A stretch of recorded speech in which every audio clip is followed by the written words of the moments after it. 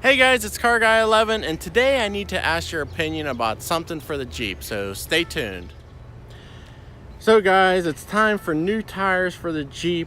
I have almost 50,000 miles on the OEM original Firestone Destination ATs, and I really can't complain. They held up pretty well, but they are getting close to the wear bars now.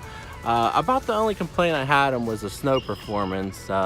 I wasn't thrilled with, but other than that, they did pretty well in all other conditions. So anyway, I selected a new tire, and actually they're right here. So these are the brand new Cooper Discovery AT3s, and this is a brand new model. It's not even out yet.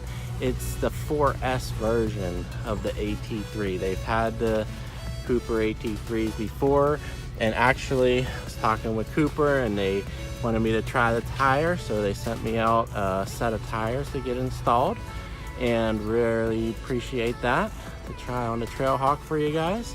And I'll definitely be doing a full review coming up after I get them installed and drive them a little bit, but just wanted to show you these tires.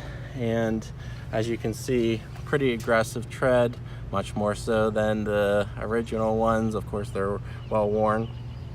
But anyway, I wanted to ask you guys your opinion on if I should have the white outline letters on the outside, or should I go for, which of course the original ones have the white outline letters, and I do like it. So I flip it around, and as you can see, the letters are black on this side. So that's an option to mount it with the black on the outside or the white on the outside. And I really need your guys' opinion on it. Please comment below what you think.